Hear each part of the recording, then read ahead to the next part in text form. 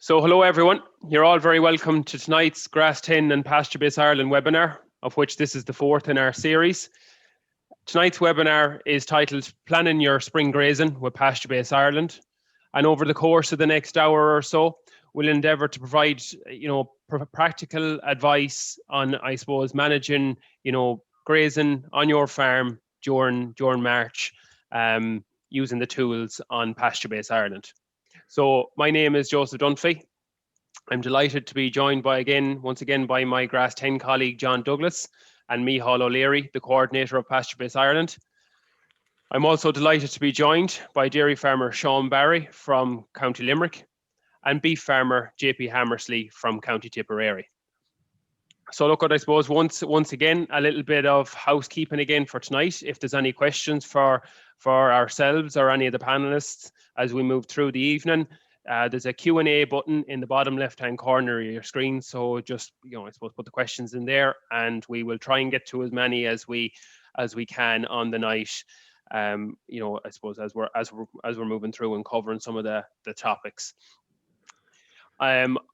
The webinar is being recorded and it'll be available on the Teagasc Grass10 page on the Teagasc public website there in the coming days. And just to navigate to that for people who aren't maybe familiar with the Teagasc Grass10 page, if you go to your Google, to your search engine, go to Google, Google Teagasc Grass10, and when you come into the Grass10 page, down the left-hand side, you'll see the webinars subheading, and all of our webinars, our previous 3 webinars, so the one from before Christmas and our January and February webinars are all available there to watch back. And also there'll be a PDF of the slideshow from the night for anyone who kind of maybe wants to follow it a little bit better. And so it is all there. So the presentation and the questions. So I suppose just to set the scene a little bit, I suppose coming into tonight's webinar, there has been I suppose, farmers are coming through a busy period, and weather didn't exactly play ball for many farmers throughout February. But I think it's very important tonight we put a positive spin on it going forward. Like, there's huge opportunities for grassland farmers, as we move into March. And I suppose this week is really kicking it off last week and this week is really kicking it off for a lot of farmers. I suppose looking at some of the data from PastureBase Ireland there on last week's Grass10 newsletter, I suppose we're looking at average farm covers of somewhere in around 925 kilos of dry matter per hectare, which, in effect there's nearly a ton of grass per hectare across, the farms that are measuring weekly on PastureBase Ireland. So there's a huge amount of grass. I suppose it's by far our cheapest feed, so there's a huge opportunity to make use of that grass now as we move through March. I suppose, from a dry matter point of view as well, we have some of the dry matters coming back there, as you can see in the bottom left-hand corner, from Moore Park, Grange, and Athenry there last week. We've a very, we've dry matters coming in at 17 up to 22%. So we have a very dry feed. So we have an extremely high quality feed, probably up at, up towards 20% protein, maybe above it. So, we have a huge opportunity for a high energy, high protein feed that is on Irish farms at the minute. So I suppose look at, good opportunity to utilize high amounts of feed in February, in March now on Irish farms. And I suppose just to link into it, I suppose, what is the goal of spring grazing like? And it kind of links in a bit, with the spring rotation planner that we're going to be coming to in a while. But I suppose the goal of spring grazing is to get grass in the diet, every day throughout the spring, but also, I suppose, managing that grass supply to set the farm up for the second rotation as we move into, on some farms it'll be, typically it'll be early April. Some other farms then it'll be, towards the middle of April. So look at using the tools on PastureBase Ireland. They can really help us to manage the grass supply on our farms. So I suppose look at just some of the structure of our webinar tonight. Micheál O'Leary, the coordinator of PastureBase Ireland, will give us a quick rundown maybe of some of the data coming out of PBI for from February 2021. Then we were just going to move on to with JP Hammersley, our bee farmer for the night, and we will just go through maybe his system on his farm, and we'll go through his example of a spring rotation planner, and I suppose why he uses a spring rotation planner, and how he maps out his grazing during February. During spring, during February, March. Then we'll move on to Sean Barry, and we will, once again go through his system, and then look at the grass budget on his farm. And lastly, before we finish up, we were going to look at a small bit on spring, some of the spring grazing targets, and some on some of the fertilizer targets, because there's huge differences on Irish farms. There's farms who have fertilizer out and slurry out, and there's farms who are only beginning to move this week. So again, we'll try and maybe cover over a couple of examples as we move through. So I suppose, look, without further ado, Micheál, I might throw it over to you for a comment from PastureBase. Thanks, Joseph. So good night, everyone, and hope you're all keeping well and enjoying this good spell of weather.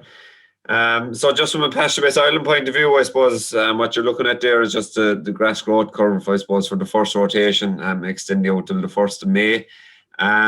It is a sluggish spring. So I suppose just this week that growth rates are kind of there. I suppose they're normal, or they're somewhere within our 5-year average, at about 9 kilos. But I suppose, as Joseph said, average farm cover from roughly 800 farms last week that measured on PastureBase, the average farm cover was 925. So there is a good bit of grass out there at the moment, and it is important that grass is utilised as best as possible. Then if we move on to the next slide there, Joe, we'll just be able to see some figures that have come in from PastureBase. So to date, I suppose just over 4,000 covers have been recorded by yourselves, the farmers, which is great. We're seeing huge uptake on PastureBase this year. Usually January and February are a busy month for new sign-ups, but they're definitely still going into March very strong. The number of spring rotation planners added to the system, again, over 1,400. This would have been up from about 1,250 in 2020. And I suppose we'll be going through a bit on the spring rotation planner on the app and on the browser. The number of grass budgets, I suppose it's good to see as well that the grass budgets are being used. 525 farmers have created a spring budget. Again, a useful tool, and we'll be discussing more about that. Fairly topical at this time, I suppose. It's the first week in March.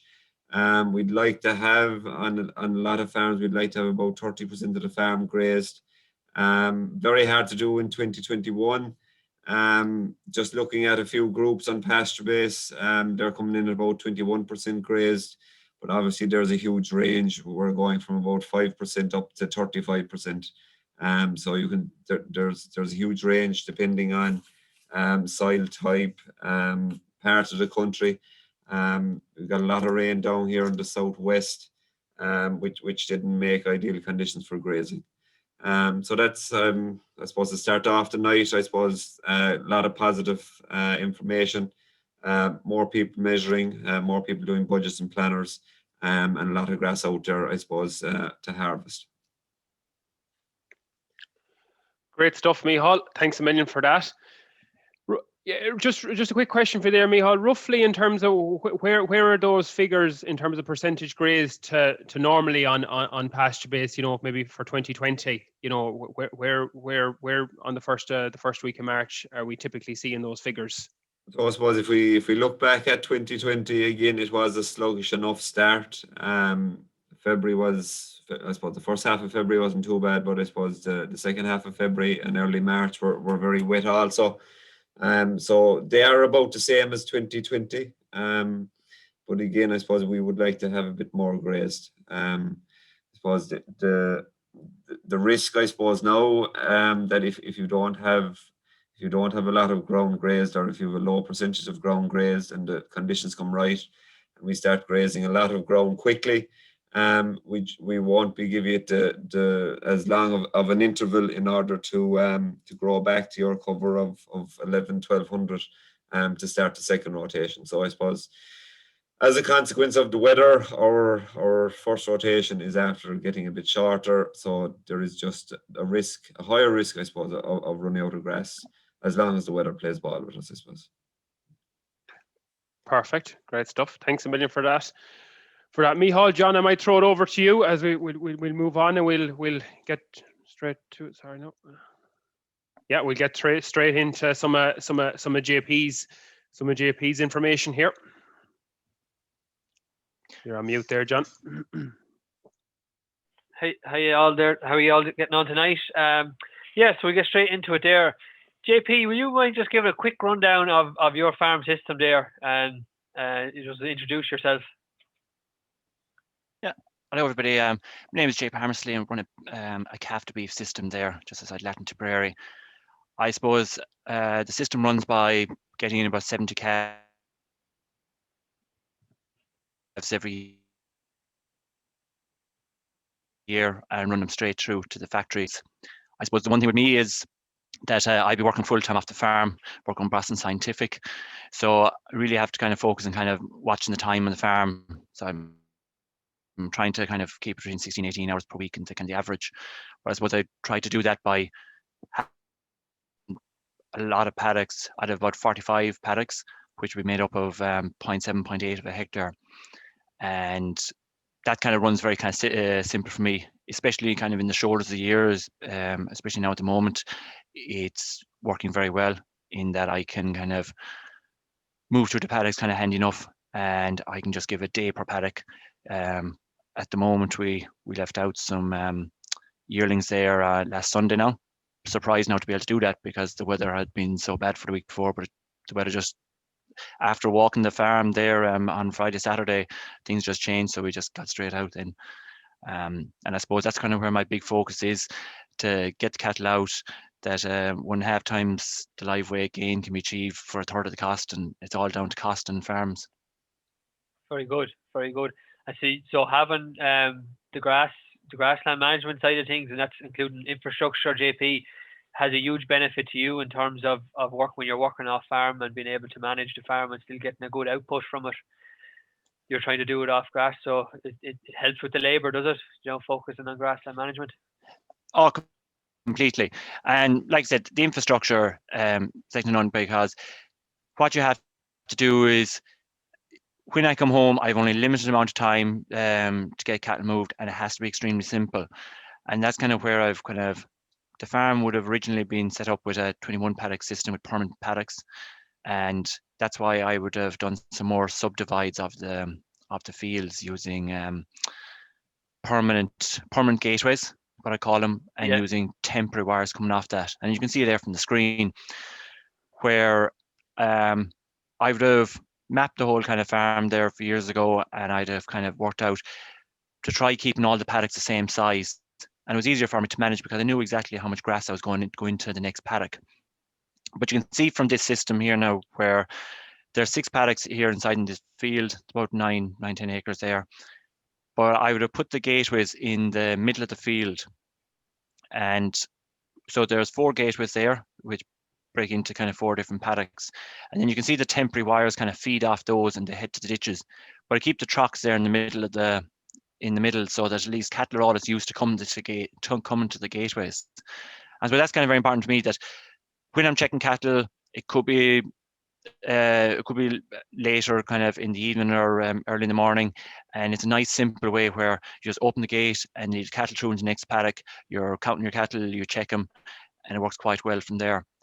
And I suppose you can see there kind of where I would have a stake there beside the water truck. And what I've been able to do in the spring, kind of when the ground conditions are hard, I can kind of split the paddock and give the cattle kind of half a paddock in the morning and half a paddock in the evening. And it means they're not kind of going back over ground they've already been on. So it works quite well for that reason. Very good. Very good. Yeah, that's a nice picture there showing the permanent gateways, and then you can move cattle not only next door, but you can move them sort of diagonally. You have a bit more flexibility as well. Exactly, and especially for taking out silage, what could sometimes happen for me is we'll be running through a rotation.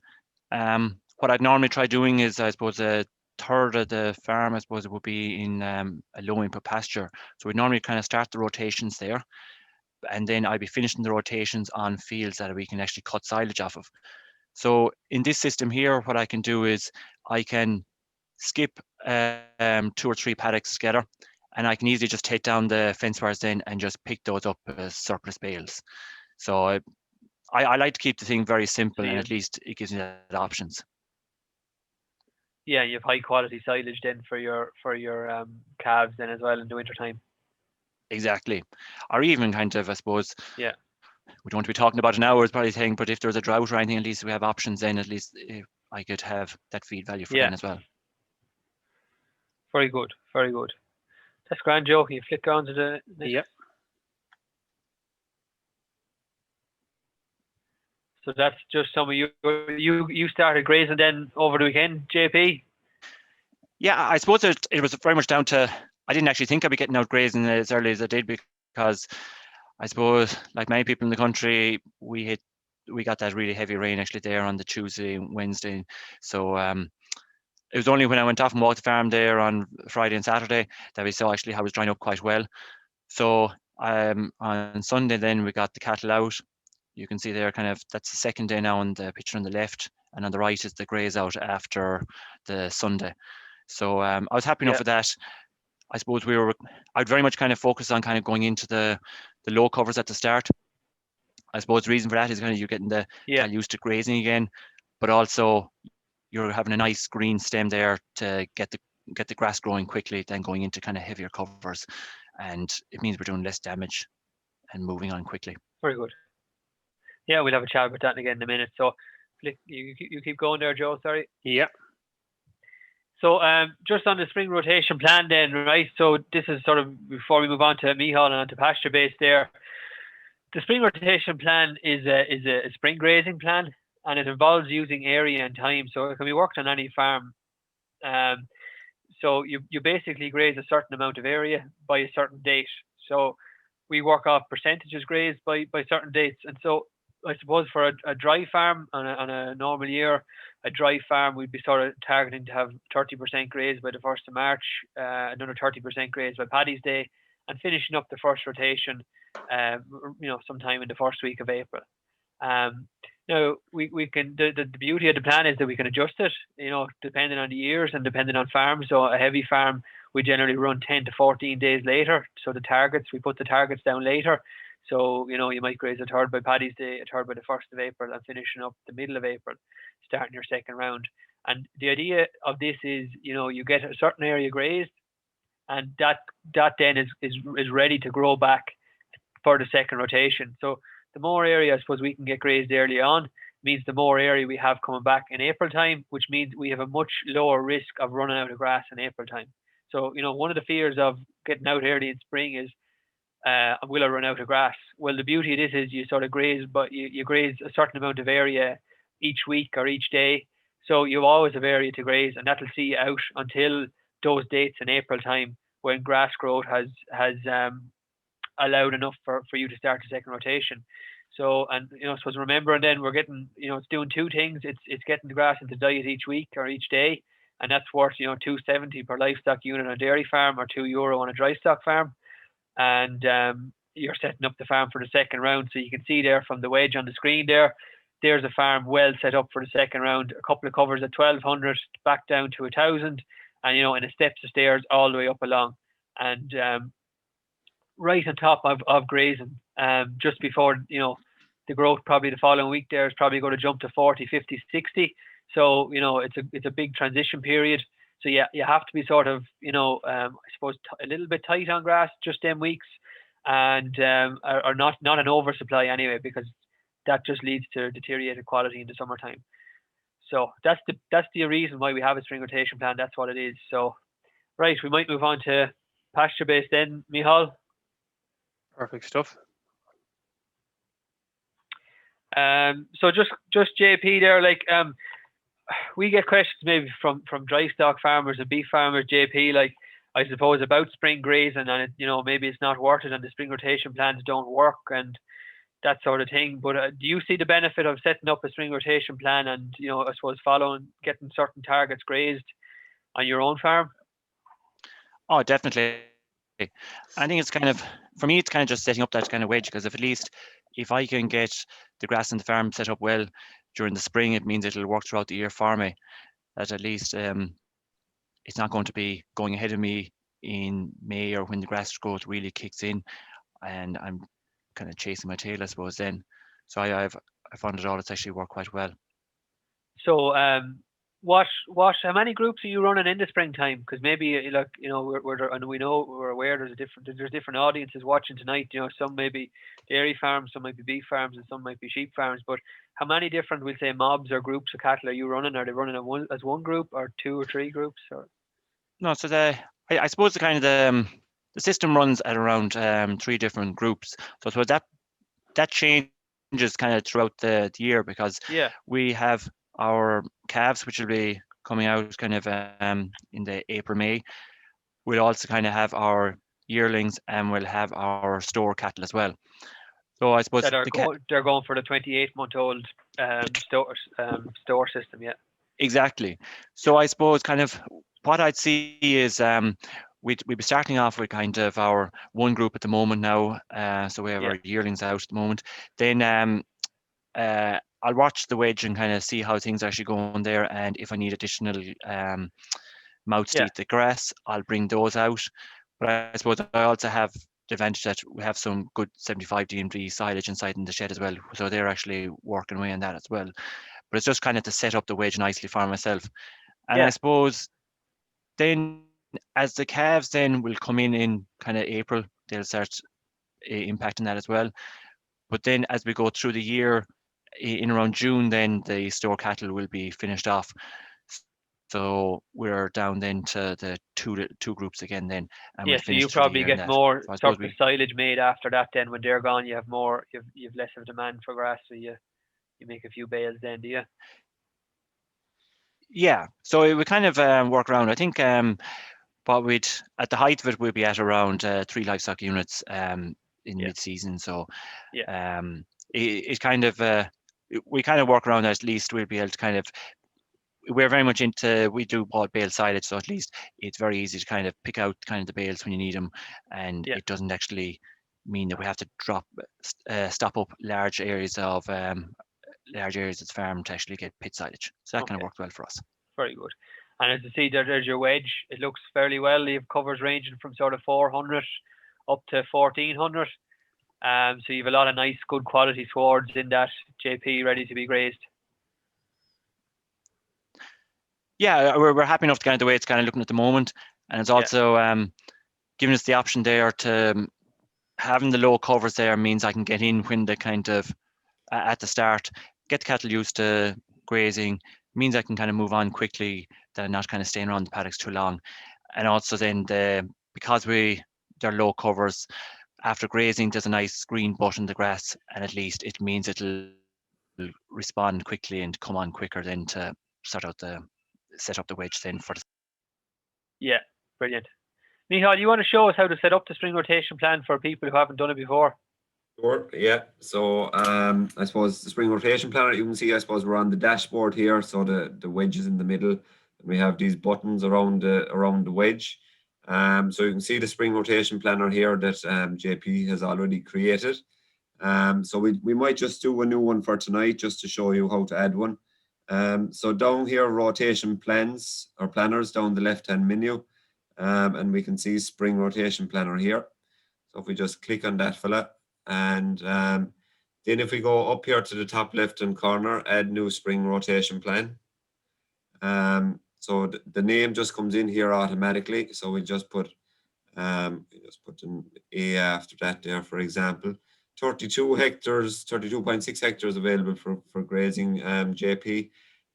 If for example that some paddock wasn't available for grazing, this list here is all the paddocks that are on the farm. Some paddocks mightn't be available for the first rotation, maybe that they had a forage crop in them that you were grazing over the winter. Maybe they're by a river that you kind of never get to graze in the first round. So you can unselect any of those paddocks which are unavailable for the first round, and it'll calculate the area here. So the start of grazing then was, I suppose, last Sunday. And then start the second round. I suppose we'll have to push it out now until, I suppose, the 10th of April, realistically. So once you have your start and end date and your area, I suppose then the spring rotation planner here can then be created. Yeah. So this red line here, this is the target area grazed. The percentage target area to be grazed. So we're starting off here to get about 15% grazed, and come the 10th of April, we want to have 100% of the farm grazed. So if we scroll down further, we get some more details. So the first week of the plan here, the last day of February, first week in March, we can see how much area needs to be grazed per day, and then I suppose what needs to be grazed per week. So I suppose the per day figure, sometimes I suppose you mightn't get caught up in this figure so much, because I suppose the weather can change and stock might be indoors for a day or two. So maybe that the per week value here might be a better value to stick with. Then I suppose as you do record your covers, or as you record your graze dates, the actual hectares grazed by the end of the week will start to populate here. And as well as your actual percentage here will start to populate as well. Yeah. So I suppose it's you can set it up anytime as you do the covers, as you do your grazings. I suppose a green line will plot against this red one here. JP, you grazed a few paddocks since the weekend. If we put them in, would you mind just telling which paddocks were grazed? Can you? Yeah. You all sorted out here, so if you can add a new one there, is it? If we go into graze cut silage here on the left hand side, so we'll put in a graze date manually. So add new graze date here. And what paddock do you graze, JP? So the first one would be second on the right first. So Number 19. So 19. Second on the right first, perfect. And what day did you graze it? That'd be Sunday, or Sunday to Monday. So they'll be left on Monday. Perfect. So I suppose you have the option here as well to put in the pre-grazing yield. So that's the cover on the paddock when the livestock went in there. So if you're sure, we can leave that blank there for the moment. So if we just click on save, so we're putting in this date manually, and this will be used in the spring rotation plan. So you can see paddock 19 is saved, and if we go back in here into spring rotation planner, and we go into the first one here, see plan, and then if we scroll down, we can see here that I suppose that paddock, you can see our green dot, that's our first actual paddock grazed. The area, that paddock there was 0.62, and we have 1% of the farm grazed here. And our target is 11. So I suppose as you graze the paddocks, JP, you can put in your grazings here, and just spring rotation planner will update. And when you do a cover in a week or maybe in 2 weeks' time, all those graze dates then will come in for those particular paddocks, because the cover is after dropping in them. So I suppose for anyone, I suppose keep an eye on their grazings if they just enter them into PastureBase as the livestock graze the paddocks. Yeah, you just scroll down there a second Michal. Yeah.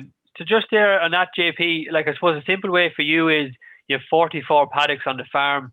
You're roughly going, about a paddock a day from last Sunday till when you're finished. Like that'd be a fairly simple way to keep it for you, wouldn't it? It is, and that was kind of where I do like kind of having the infrastructure set up that way. It's an easy way to manage it. Then so at least your paddocks are about roughly about 0.8, aren't they? 2 acre paddocks, or about 0.7, 0.8. Yeah. So it works well, at least we can kind of manage it easy enough, and it's it means I'm not trying to move them midday, that I can move them either in the mornings or the evenings. Yeah.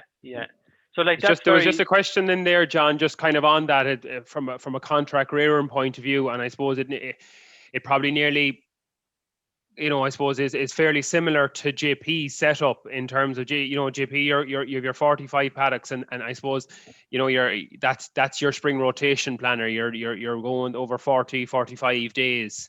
Would that be correct? It would be, yeah. And I suppose as spring grazing planner kind of requires more, I can put out the second group, so I could have 2 groups running, so I could reduce that down slightly. And the question was there, I suppose, where the spring rotation plan allocates more area every day. I think that farmer was saying that there's not enough area being allocated early on, and then later on there's too much area being allocated. So I wouldn't get too hung up on that, as long as you're work it out simply. Like even if you have 20 paddocks and you have to graze 20 paddocks over the next 40 days, graze a paddock every 2 days.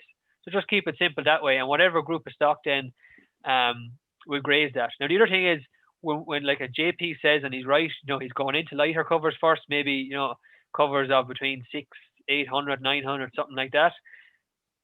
Generally then after your first 20-30% of the farm is grazed, you're moving up to sort of heavier covers. So that would allow you to, even though you're going through maybe the same area, if you're just doing a paddock a day, it does mean there's more grass on those paddocks. So it does mean you can let out some more stock to get through that.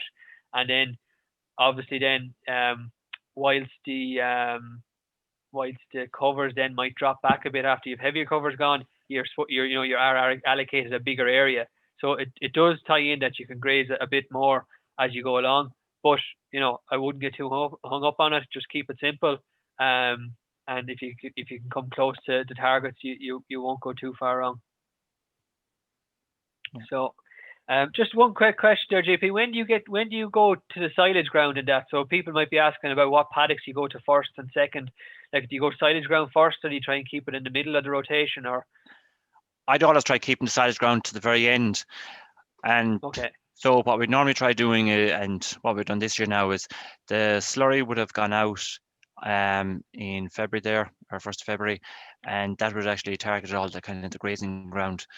And then I'm able to get onto the grazing ground first, and actually be able to set up the wedge nicely then, so that when I start taking out the silage ground at the end of the rotation, I have given the grazing ground time to recover, and I have kind of good cover set up then. Yeah, you're buying time with the silage ground basically. Yes, exactly. Yeah, because a lot of farms, if they're only getting out this week, and maybe a third of the farmers to go for silage, they're very worried about trying to get it in and get it grazed off by maybe the end of March, and they sort of neglect grazing some of the grazing ground first, and then what that does is it doesn't set up the farm well, because it means you have a low grass supply in April coming behind you, which could actually mean you end up having to go back in and feed silage, which goes against the grain, I suppose, of trying to get it closed up early for silage. So we want to be focusing on grazing, and that's the key, I think. So exactly, and I suppose it's kind of if I saw my grass rotation kind of at the end of the first rotation getting ahead of me, because I would have grazed out tightly going to the back end of the year, it means I could stop up 1 or 2 of those kind of paddocks for silage, take a bit of surplus bales off them, and get them back into the rotation again. Yeah, that's grand, and I think Sean sort of mentions that as well. We'll come to him in a minute. Michal, are you sharing just the spring rotation plan on the phone, Michal? Yeah, so if we just go into the PastureBase Ireland app here, and if we go down to rotation planners, down towards the bottom, the third last one, if you go into active spring rotation plan, this particular farm doesn't have a plan at the moment, so if we just add new plan, again put in the similar dates that JP used there, for example, 28, and then we just go maybe the 10th or 13th of April, click done. This is a 20 hectare farm, click on save, and then again you have your targets there for each week, and I suppose again as you put in your graze dates here, if we just go back home, go into the second one, graze, cut silage, add a new event, and you can put in your grazings, and that will update your percentage grazed. So that's just the planner. Sorry, that's the spring rotation plan on the offline app. Very good. And we JP, might come on to- just a quick question for yourself before we move on a little bit. I suppose what has, setting up a permanent paddock system and I suppose using PastureBase, how has it made your life easier, over the last couple of years? And do you see the benefits and, from more, calf to beef farmers that are, in similar systems to you to use PastureBase down the line? I suppose the big thing is actually having the data there to make the good decisions. And I suppose it's kind of later on in the year when you're there trying to pick out bales, whether you should take out silage ground or not. One thing I've found actually with my own system is having all the paddocks in similar sizes makes it a lot easier actually to manage the grass, because you know exactly how long it's going to take to graze out a paddock and kind of move on from there. And that it kind of ties in nicely then into PastureBase in relation to how the graphs are set up as well. But I do find kind of having that information, whether it's a spring plan or rotation, having the targets there, and that you know that if you're hitting those targets or coming close to it, that you're not going to be too far off the mark. Perfect stuff. Great stuff, JP. Thank you. Right, we move on to Sean then. How are you getting on, Sean? Sorry, you're on mute there, Sean. Sorry, John. No worries, no worries. You've been staying quiet there now, so you must have plenty to say. How are you getting on? So how's Calving going for you? Calving's going well. We've up on nearly 70% calves in 4 weeks. Yeah, going well. Out since Monday by day. Going well, yeah. Happy enough the way things are going. Did you think 2 weeks ago you'd have got out by now, Sean, and have ground grazed? I like JP, last Wednesday evening, the thought from my head that I'd be out on Monday. Didn't think it, but things died out fairly quick and fairly well. So we've made a start. How did you are you out regularly at this time of year checking ground, Sean? What made you make a decision to go and get out? Or how did you know? You always, if we get 4 or 5 days here, 4 or 5 days fairly dry, I'd start to get edgy.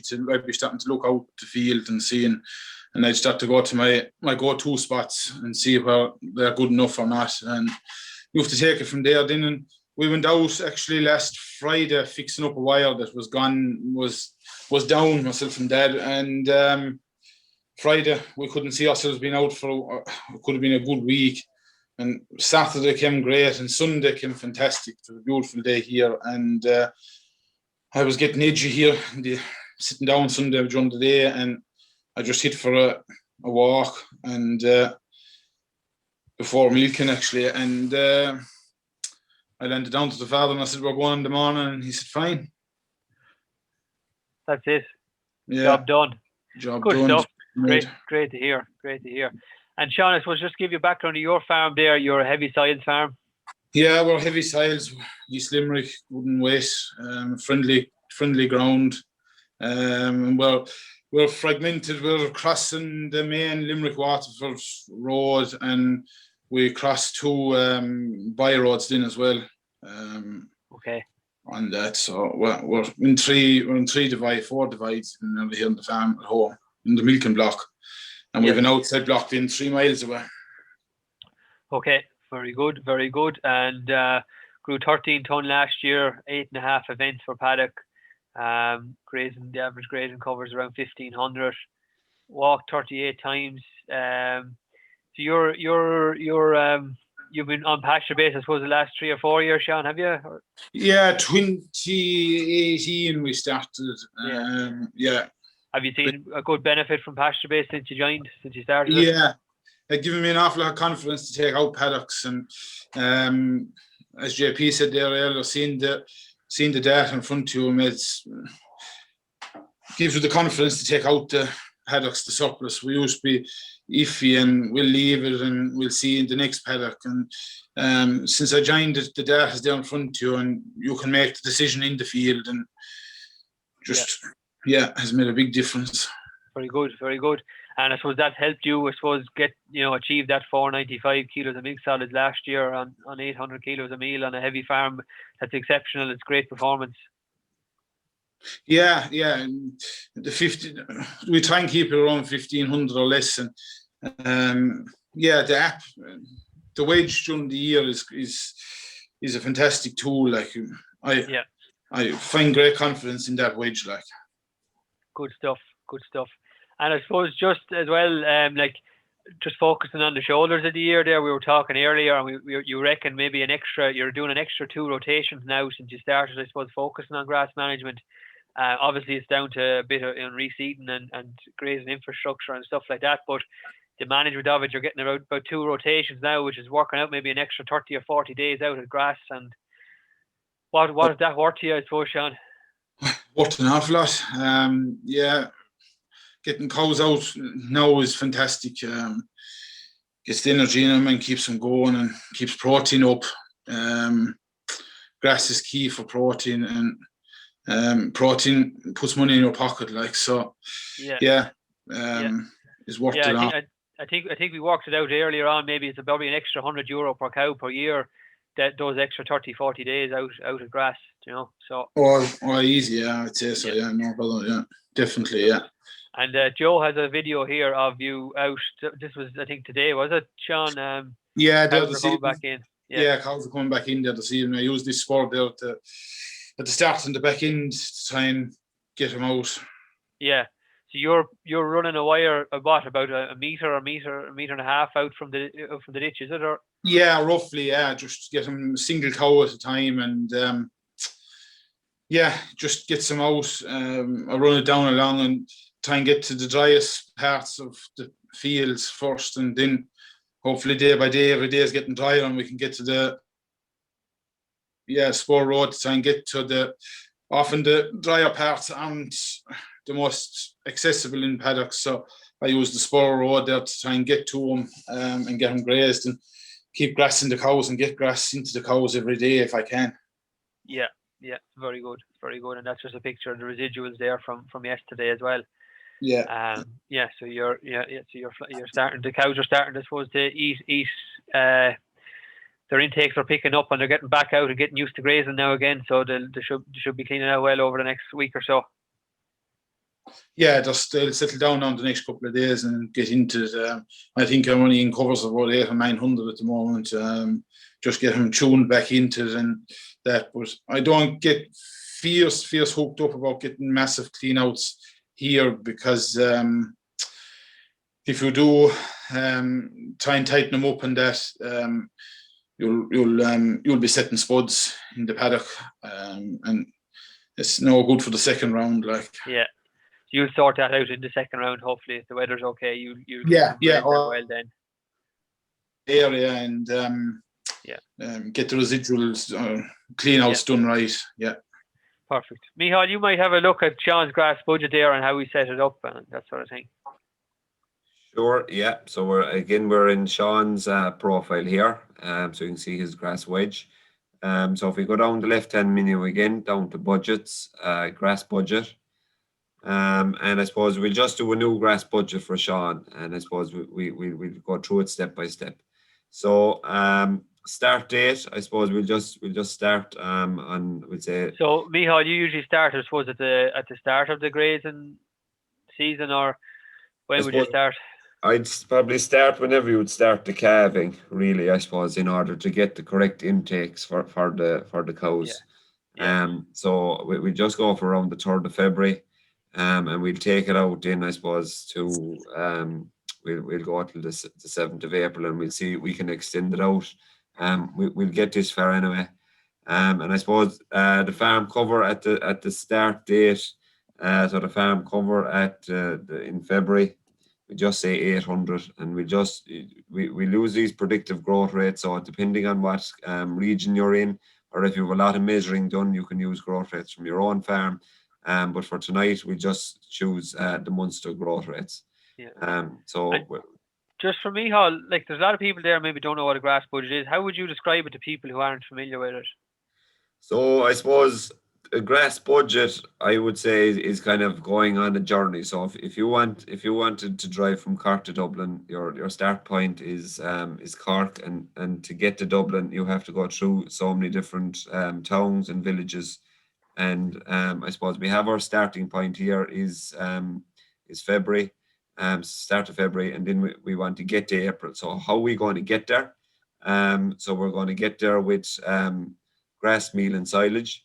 But I suppose we don't know how much of each we need. So I suppose we need to set out our stall to I suppose put as much grass as we can into the diet, and we then need to, I suppose, tweak it to add in our supplement in order to keep enough grass on the farm, to keep our farm cover over 500, 550 over the first rotation, to get out to magic day, or to get out to, I suppose. So I suppose it's I suppose an add-on to the spring rotation planner, and that is more accurate, and it accounts for the level of grass on the farm, not just area and time. I suppose, is that? Yeah, so I suppose the level of the grass on the farm, and I suppose the amount of grass consumed every day by the livestock.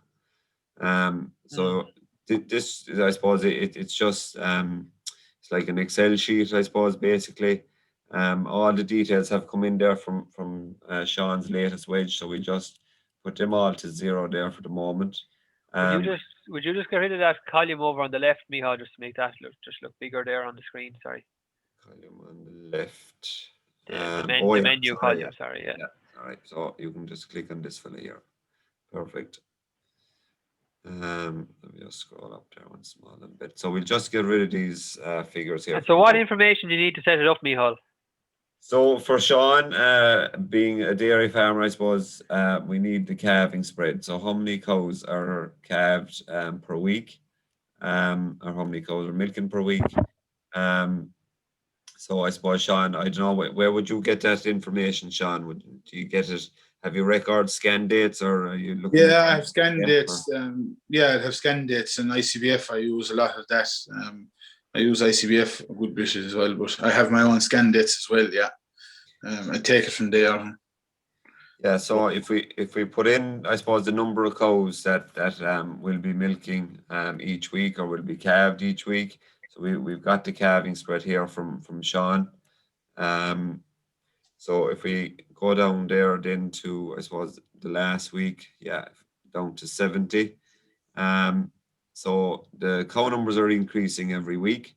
You're putting in the calving pattern then, and then you have So then I suppose we'll just calculate in how much grass, or what are the intake of these particular cows. So they're freshly calved cows, so their intake is, I suppose, restricted.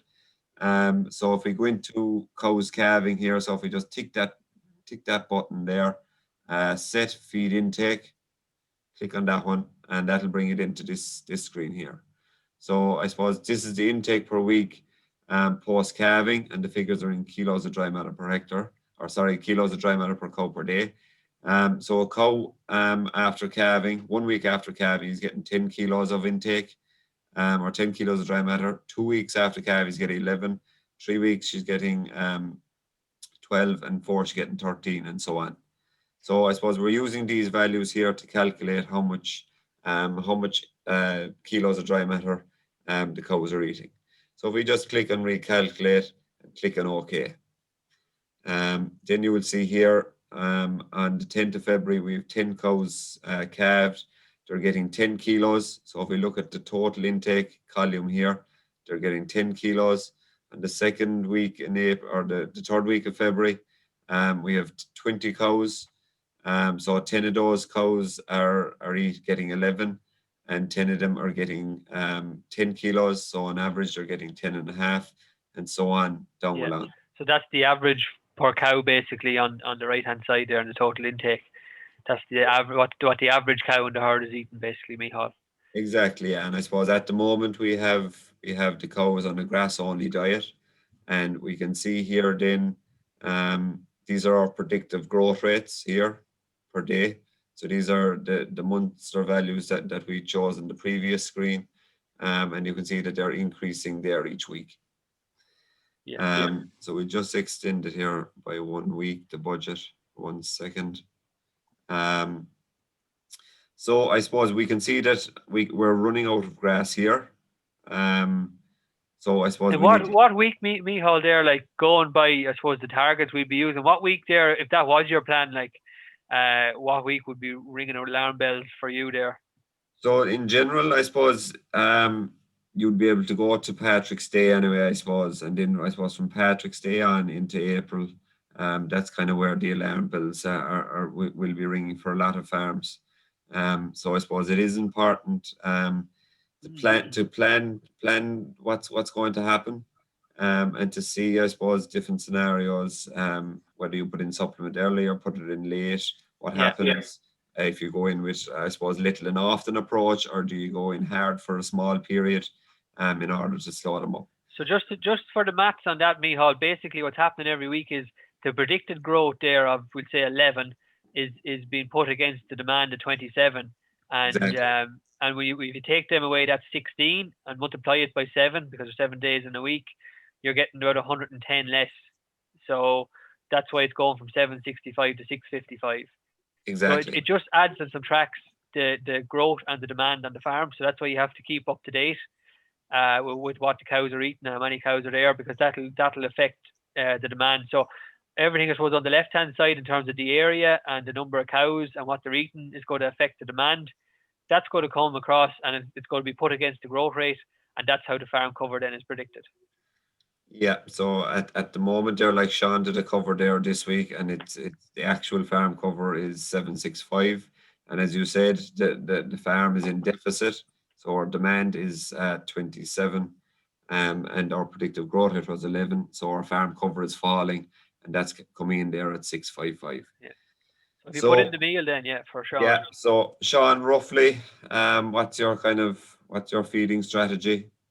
They're on 4 kilos now at the moment in the parlour, and they're probably on about 4 at the moment as well. Right. And previous to this, they would have been inside. I'd silage up to Monday morning, like we have to play around with it now a bit and see what things will happen. Okay. So Sean, as you say, like when you're using PastureBase during the springtime, a lot of farmers will be looking at this and they're trying to stretch out grass. You're not really in that boat as such. No, you'll never worry about running out of grass in a wet farm. So, explain what happens maybe, we'll say, most springs on your farm in terms of when it comes to starting the second round. We'll go as hard as we can now, for as long as we can. Usually get a hiccup of a week somewhere along the line, and they're in full time. And we get back going, then we have a look and see what the average farm cover is. And if things are starting to go out of control, I'll bring the bull and heifers in to help me out. Get some of the ground grazed. We have those 16 acres there across the main road, as I call it, in 24. They could be sent to that section to get it grazed out. Very good. Yeah. So you bring in extra stock to try and increase the demand. When increasing demand, you're obviously trying to drop the cover a bit, because you have too much grass still ahead of you. Yeah. Even though you're starting the second round. And if you guess, so maybe we'll just have a look what Micheál's done here. Micheál, you've added in the meal now. So what's that looking like now? Yeah, so I suppose we need to keep an eye on this this column here, the predicted cover. So we can see, I suppose, the golden value, I suppose, or the figure that we should be watching out for is your farm cover, and we need to keep that over 500, 550. So we can see, and Sean's here, we're going okay until we come to, I suppose, the end of March and the first week in April. We're after coming under the threshold of the 500 kilos of dry matter. So I suppose that's telling us that we have to reduce our grass demand, or our grass intake, and that'll reduce our grass demand. So I suppose we need to go in with some supplement here. So whether it's more meal or more silage, or maybe just different alternatives. So this one Yeah. here, we'll just go in for this example. We just put in 2 kilos of bale silage, maybe high quality silage. And I suppose you can see then that that's after adjusting, and we're after keeping our farm cover over the 500 kilos of dry matter per hectare. Yeah. So, like in Sean, in your case, I suppose what might happen in real life, you don't put in 2 kilos for 2 weeks. You probably get laid up for 4 or 5 days inside, and they're on full silage. Would that be? Yeah. Yeah, that's 99.9% of the time. That's what will usually happen. We never get a clean sweep here, clean run, and that we get you. You wouldn't get caught like with going under 550 of a fan cover, like. I know. So that's where I suppose you even using the budget, you can see there that you know, even if I do get out and I have to feed silage for a week full time, you know, I probably won't get out, you know, and that's when I suppose you decide, okay, the heifers are coming in or whatever else it is. Maybe you have to take out a paddock, like JP was talking about, skip a couple of paddocks at the end of the first round and get going for the second round. Yeah, more that we could end up doing that as well. Like, you know, I never finished the first round last year. I think we took silage out the 15th or 20th of April last year. Which just wasn't going to happen, so we took out bales. Yeah, and you'll be walking the farm weekly from now on, Sean, more or less, to keep an eye on this and keep an eye on how things are going. Yeah, you have, once you start, and you have to keep going week on week. It's necessary, I think. Yeah. Micheál, you might just show there, I suppose, where the covers come in. Then the weekly covers come into the grass budget. Yeah, so I suppose that comes in here in the actual farm cover, and I suppose as what you've discussed there, I suppose, you know, this budget is taking into a lot of assumptions. I suppose it's saying that we're at grass every day, and they're getting the stock are getting X amount of grass per day, and I suppose and we're working off these predicted values. Who knows? We could get a very warm, warmer than average March, and growth rates might be higher. And as a result, our predicted farm covered in is going to increase as well.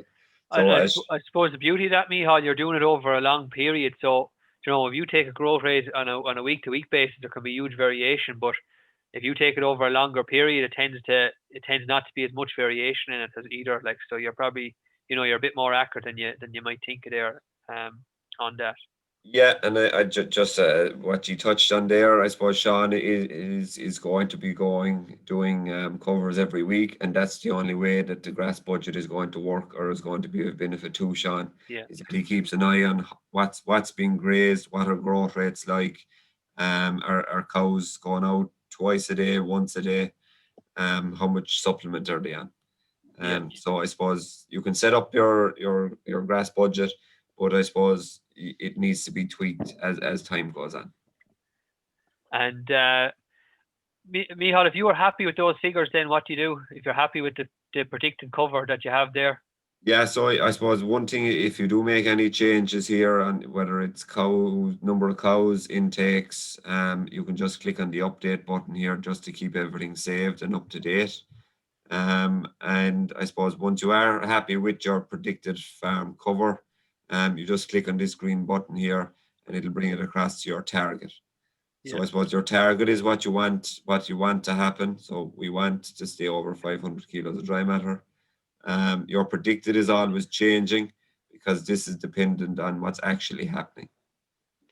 So that's just to take those 2 points into consideration. Micheál, just for those for people who are maybe trying to budget out I suppose, or maybe plan the amount of meal that they're going to feed in a spring period or in a certain period with a grass budget, where can they figure that out, or where can they find that figure?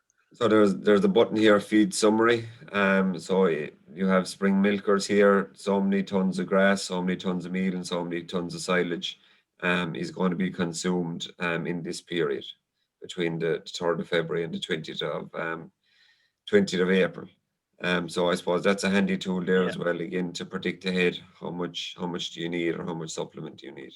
Yeah. And Micheál, just for argument's sake, say you added another what would you add, another we say 10 cows onto Sean's there, and you brought the stock rate up to about 3.5, I suppose like there's a lot of farms like Sean is, he's in the situation there where he try to get through as much area as possible, and most years he gets bet some way with weather.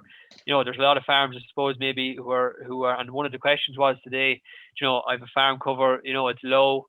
How do I, how do I keep grazing? And I suppose the budget is good for, I suppose, stretching grass and allowing you to stretch out grass rather than maybe get through it or know how much stock to get through it. So yeah, if you added another, we'd say 10 cows onto there from Paddy's Day onwards, if you added another 10 cows, like what would that look like? We just update it here now. We just add them in. 10 cows, 80. So if we increase the cow numbers, we're increasing our stocking rate, and as a consequence, we're increasing our demand. And as a result, I suppose our farm cover is after dropping. Yeah. Because our demand here on the right hand side is higher than our predictive growth rates. Yeah. So I suppose you just make sure your information is right, and then I suppose you put in your meal, and then you have to mess around. Then you might, in that case there, Micheál, you'll probably on the 24th of March there, you'll probably start putting in a bit of silage to hold that cover, and maybe go in a little bit stronger to try and keep that farm cover up, as you say, between 500 and 600 there before you start in the second rotation. Yeah, so like sure, it depends on it's probably farm specific, I suppose. If you have feed space to feed the herd, that's fine. You'll feed them at the head rail. If you don't, it might be easier to feed it through the parlour. And I suppose you can put cows out by day and in by night and different bits and pieces. But yeah, if your farm cover is low today, I suppose it'll be useful, all right, to do a budget. And try to keep grass in the diet, be it once or twice a day. And I suppose going off those figures there, predicted growth versus demand, if your farm cover is low, what you're trying to do is match the growth. So if your growth, we'll say is we'll say 15 and you're stocked at 3, well, I've 3 cows per hectare, my growth is 15 per hectare, so 3 into 15 goes 5 kilos. So you can allocate 5 kilos of grass per cow. And then the rest has to be filled up then with other supplement. Yeah, and I suppose the last comment in, I suppose as well, that this is just for spring milkers, this particular budget, but you can put in whatever stock type you want, whether it's store cattle, weanlings, maiden heifers, you can just add them in when you add the budget. I think you can actually do it up here as well. You can add in new stock, so I can go in here and add replacement heifers if they were out on this particular piece of land or whatever. And you can put in the details. There's a little drop down here so that you can change between the different stock types. 100%. It can also be done in the autumn of the year as well, like from 1st of August on into closing to keep a handle on your closing plan on farms. Yeah, and again, if anyone has any queries on the feed budget, it can look a bit daunting, I suppose, if you're looking at it for the first time. If you contact us on the help center, and we can talk you through the different steps that you'll need to take. Yeah, you have a few slides there, Joe, to finish up. Yeah, perfect. Look at if you want to. I'm just going to share. Sean, there's a question there for you. What have you seen any impact on production, rehousing after cows have been out to grass weeks? Trying to get an earlier turnout day on a heavy farm. I would like some advice. I keep the high quality bale silage that I have. Surplus bales I take out. Yeah. I don't feed any of it at the back end of the year. It's a big help. The high quality bale silage is key this time of the year. It's full of energy. That's the main one I have at the moment. And high energy nut in the parlour. I don't go by protein. Energy is number one this time of the year in cows. Yeah. So like when the cows go back, say the cows go in for, we'll just say even a week, Sean. Now they're being out. We'll say they get out for 10 days this spell, we'll say, and they have to go back in for a week around Paddy's Day or something like that. Yeah. Any impact on production, or I suppose, you know, when they go back out, do they recover well, that sort of thing? Yeah. We don't ever see too much of a reduction when they come back in. Yeah. We might give them a kilo more on the parlour when they come back in, but no, we don't see much difference in it. And so I suppose the real area, like, you know, the real benefit is like you're getting area grazed now, and that'll have super quality next month for when the cows are coming into breeding and things like that. Yeah, exactly. Yeah. No, we don't. We can't. Any problem? Perfect. Thanks very much, Sean. Good stuff, John. There was just a question in there on dry matters and maybe where are they available, or you know, are they coming out, you know, fairly regularly for the regions? And I suppose, look at myself and John this year. You know, I suppose we're trying every Tuesday in the Grass10 newsletter to have dry matter figures from the four research farms. So you know, every week we try to have Moore Park, Grange, Athenry, and Ballyhaise. We hope to have at least three of the farms, if not four of the farms, every week for a dry matter calculation. For those of you who aren't familiar with our newsletter, the newsletter comes out every Tuesday, and you know, that's where some of the dry matters can be found. And I suppose, you know, Michal and ourselves will be putting some of that information out from our Twitter social media pages as well when we get it in. So just there, John, do you want to cover over that? Oh yeah, sorry, I'll just quickly run through this. So just, I suppose, like, there might be questions on, well, sure, if I use the rotation planner, you know, and I use the grass budget, is it going to confuse things, and do they work in tandem? And I suppose the answer is they do. And I suppose here's an example maybe for Sean's farm. I think it was actually the week of Patrick's week or something like that. He had 65 cows out, they're eating 9 kilos of grass, and this is based on the budget. So if you do the maths there, that's 585, so just shy of 600 kilos of dry matter grass per day, based on the budget, okay? And the cows, we said with the average farm cover for that week, we should be around somewhere like around 750, so the cows might be grazing covers of 1,500. You know, utilising about 75% of that, you're coming back to about 1.1 tonne of utilisable grass on a per hectare basis. And then if you look at the other side of things on the spring rotation plan, you're allocating just over an acre a day, which is 0.4 of a hectare. So if you do the maths there, okay, there's 1.1 tonne on a hectare. I can only graze 0.4 of that, so I actually have 472 kilos of dry matter per day. So you might say that's a little bit off there now. You know, that what you're allocating on the planner isn't maybe what's on the budget. But like, if you think about Sean's situation there, he is a heavy farm. You know, if he was grazing 6 days out of 7, you know, over the next month or so, I'd say he'd be fairly happy with that. So if you sort of divide the weekly allocation by 6 days, you know, you're coming out, you know, at 550, which is sort of close enough to that. And in more respect, it mightn't be 6 days a week. It might only be, you know, 5 days of the week you might be out grazing on average over the next month or so. So that'll increase even more. And so just to show us how they tie in together. That's all. Brilliant stuff. Thanks for that, Johnny. I suppose, look at, you know, I suppose there was just one or two bits and pieces in terms of grazing and spring fertilizer we wanted to cover off. You know, there's a huge variation, as we said already. You know, Michal was on about before, in weather conditions that were experienced around the country. You know, some people have got slurry and fertilizer out and are probably, you know, nearly on target with the early in and the early slurry. And there's other people that are really only moving this week with it. So I suppose for people, you know, this week that are moving it, you know, moving or maybe, you know, a bit iffy, look, we have, you know, I suppose the time is now to go. We have all the conditions to satisfy our 1, 2, 3 of early spring in. So we have our soil temperatures, you know, I suppose the trafficability is there now after the dry week. And look, we have a very settled weather forecast, you know, this week, and, you know, there doesn't seem to be anything on the forecast for the next week. Like, so look, I suppose, you know, early in the year, we're looking at a grass growth response is 10-1. So for every 1 kilo of N applied, you're looking at 10 kilos of grass in response. Is a great return on investment there. Like that figure as we move into March is moving well up, probably 15-1. Like, so, you know, I suppose is to have the N out there to be prepared for that March growth. Okay. And I suppose look at just on the dry soil. So for people who have, who have some of their early N out and early slurry out, it's probably just, for people who are on our last webinar, it's pretty much sticking to the target and keeping with the plan that we had discussed earlier on.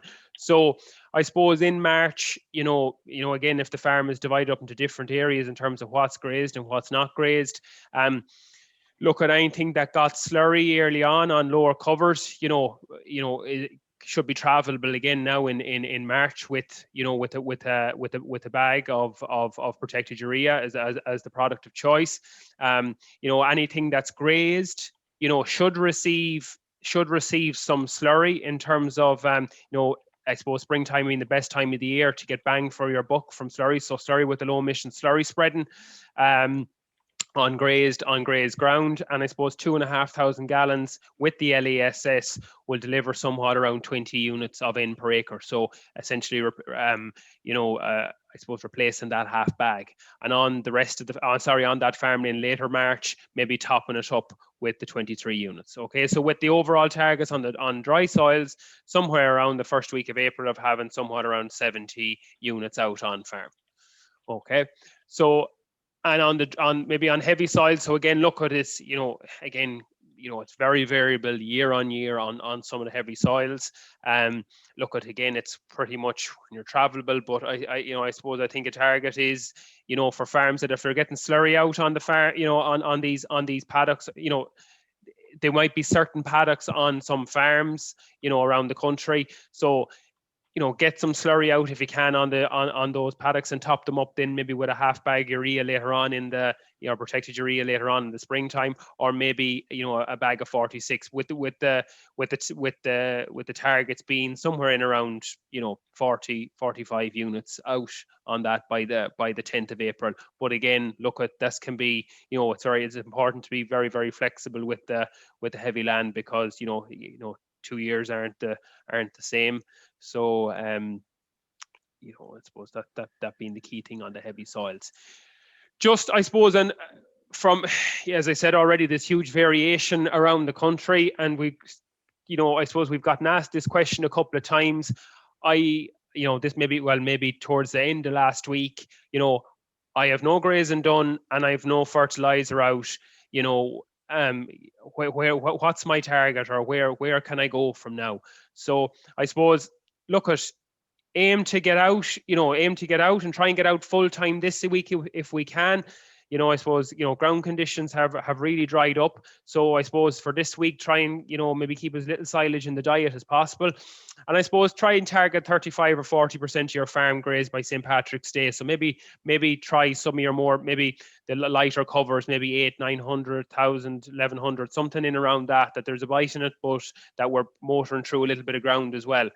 Aim for somewhere around 70% by the 1st of April, and second round be somewhat maybe 15th of April and 20th of April. And I suppose look at this when you're on a shorter rotation length, as Michal said earlier. This is hugely I suppose reliant on you getting out and walking your farm every week. Because if you're to run around your farm now, as Michal said, I know we had a piece in the newsletter yesterday, 30 days now at 20 days growth in March, you end up on the 1st of April with 600 of a cover on your first paddock. So you're well under your 500 average farm cover. So it's important to budget out the grass on your farm and at least try and get maybe 40 to 45 days of a first round, but continue to walk your farm and avoid at all costs dipping under the 500 of an average farm cover. I suppose with no fertilizer out, again, protected urea being the product of choice if it's available. Go and traveling this week with 3/4 of a bag, 35 units of protected in across the farm to get things going.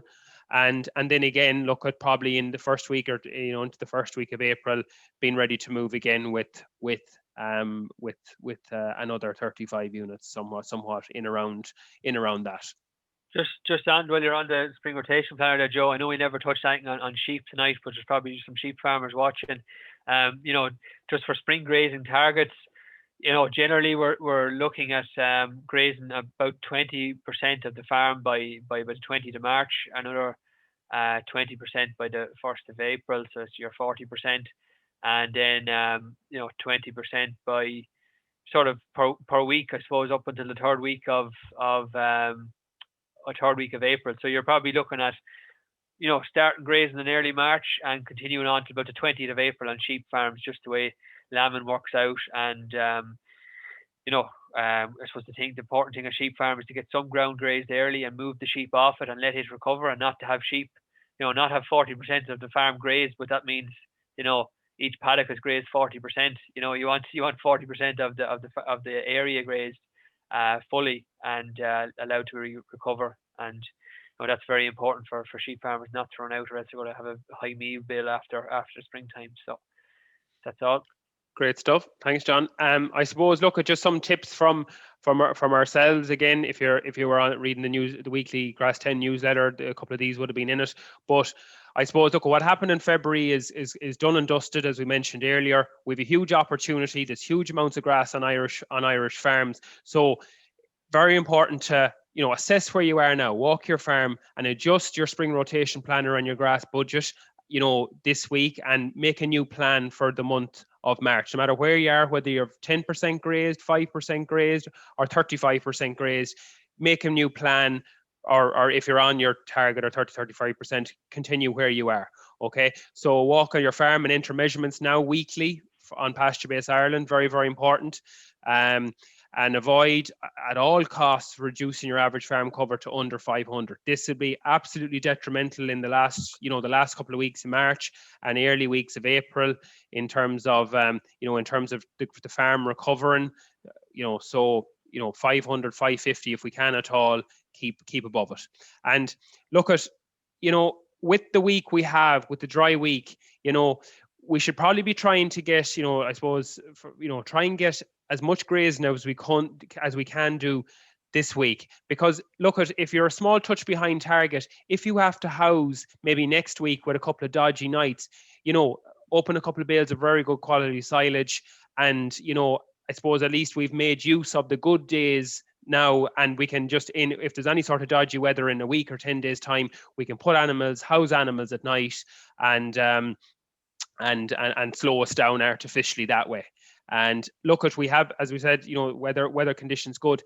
This week might be the week to maybe chance an awkward paddock or a wet paddock on your farm, or a long, narrow paddock that, again, you don't want to be left with grass on it down to your last couple of paddocks if we get a wet week at the end of March. So maybe try some of these long, narrow paddocks, maybe a paddock with poor access, maybe a roadway only on one side, and a maybe fairly long, fairly deep paddock away from a roadway. So might be no harm to chance some of them paddocks this week. So just we're nearly at the end of it now. So just, I suppose, on our next webinar, look at again hitting grazing targets in 2021, again exactly in 1 month's time, Wednesday the 7th of April. And we'll have Noel Hurley, dairy farmer in County Cork, and when Peter McGuinness on with a stat night, I suppose, to discuss, update things for the spring, to discuss April grass management on your farm. And I suppose the key thing then being setting, I suppose, the second rotation, setting your farm up for high quality grass in the spring. And maybe, for people who are new to PastureBase on that night, maybe new terms like average farm cover per livestock unit, maybe understanding them a little bit better, and, using them to make better grazing decisions then, as we move into, a time when we're moving from low growth rates to high growth rates. Sean Barry, who is on the call with us tonight, will be having a social media takeover as one of the winners in the Grassland Farmer of the Year competition. So that event will be on the 24th of March coming up. So I suppose the day in the life of Sean, and Sean will take you through what's happening on his farm as we move into late March. So again, follow the Grass10 team on he'll be taking over the Teagasc Grass10 page on Twitter that day, and he'll also be taking over the Teagasc Instagram page that day. So look at we only got a taste of Sean tonight, and look at the 24th, you'll be able to see his farm system kind of for the day. So we're looking forward to that day, Sean. Is there any other questions there, John, before we, for any of our no, just on the percentage, just the dry matter as well. Like usually the first rotation is high because the grass is there a long time. So when the weather's dry during the first rotation, you are looking at 18-20%. If it gets wet again, it can go back down to 15-16%. When we start the second rotation, usually grass dry matter drops back a bit because the grass hasn't been growing for long. And over the summertime, if it's dry, it's usually in around 16%, but it can obviously, during wet weather, persistent wet weather, drop as low as 12. So, if you have been getting some rain, but it's not too wet, you're probably in around, in the next rotation, around 14%, 15%. If it's dry, 16, 17% usually for the most of the year.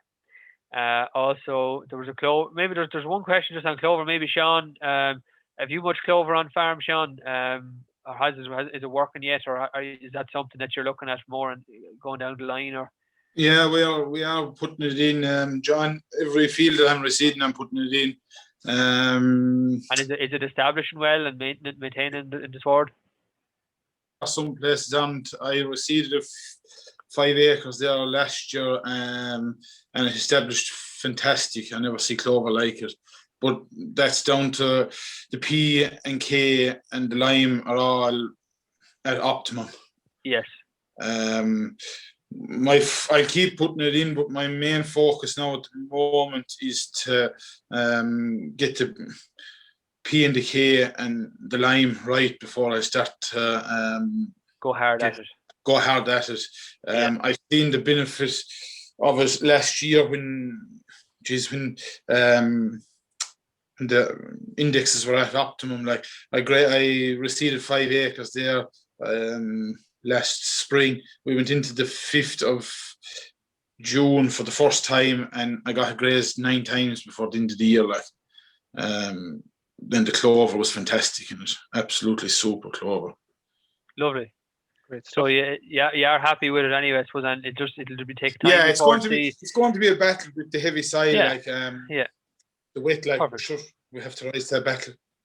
And JP, you have clover on your farm too, because you're in Gloss and stuff like that, so you have low input permanent pasture. I presume you probably have some clover in those paddocks to help them grow on during later on in the year. I would, yes, and also we'd have a tine harrow here where I'd oversow a lot of clover into the swards as well. Okay. So that's kind of worked out kind of well, but it's very much dependent on weather, and you really have to get in April, May for a reed to get to establish. Exactly, yeah. And how is it persistent in your sward? Because your farm is relatively heavy in places too, isn't it? It would be, yeah. I found the approach by doing with the tine harrow, I do a double pass actually with it, and I was getting better soil contact. So that kind of worked quite well for it. And is it lasting in the swards? It would be now. It's holding off. I'd also have a lot of the older kind of clover there as well. So it's always been there, sort of, is it? It's always been on the ground, yeah. And I suppose kind of what we'd normally do is we'd be going into covers of 11-1200. So by keeping the covers low, it kind of helps us to maintain the clover as well. Very good. That's all right. 100%. Is there any more questions there then? Recommend sulfur in early N. Not necessarily, Oliver, it's probably more from April till June or April till July, that period that we try and get sulfur out. So, if you are spreading protected urea, it doesn't have to include sulfur in it. Maybe an 18-6-12 plus S type product in April, or maybe a protected N plus S, maybe like a 42 plus 7 or 42 plus 5 or something like that, and a half bag to the acre then maybe during the summer or something like that would be probably the products of choice. Okay. Super stuff. That's all right then. So look at, I suppose, just to summarize over some of the stuff that we covered over there tonight, I suppose, we have to flip everything on a positive. February is done. There's a huge amount of grass on Irish farms. So I suppose let's go after it now for the month of March. Let's make a plan, spring rotation planner for your farm. Again, as I said already, it doesn't matter if you have a small percentage grazer, if you're on target, update your plan, walk your farm, weekly from now on. There's huge opportunities to earn more money from grazing, during the month of March, and I suppose to keep inputs to a minimum. Complete a spring rotation planner on PastureBase Ireland to map out your March grazing. you know, it really, you know, as we've seen there tonight, it really sets out really sets it out for the month. And again, that coupled with your weekly grass walks will help keep you in tow. Use your grass budget for people who are, you know, maybe more familiar with PastureBase, or a few years maybe at it, for better accuracy, you know, and I suppose walking the farm weekly from now on to update both these, the spring rotation planner and the grass budget. So I suppose, look, at on behalf of myself and John Douglas, look, we'd like to thank, you know, Sean and Micheál. We'd like to thank Sean and JP. Look, it's great to have, you know, it's great to have you on the call tonight. Look, it's busy time of the year on all farms. So we really appreciate it, lads. Thanks very much. And lastly, we'd like to thank the sponsors of the Grass10 campaign, the Department of Agriculture, Farmers Journal, AIB, Grass and Agro, and FBD. And so, look, at happy farming, and hopefully March goes fairly well for you. And look, there's plenty of grass utilised on Irish farms, and we'll see you all in early April for our next webinar. Okay, thanks very much. Thanks, everyone. Thanks, lads. Thank you. Thanks everyone for watching. Thank you.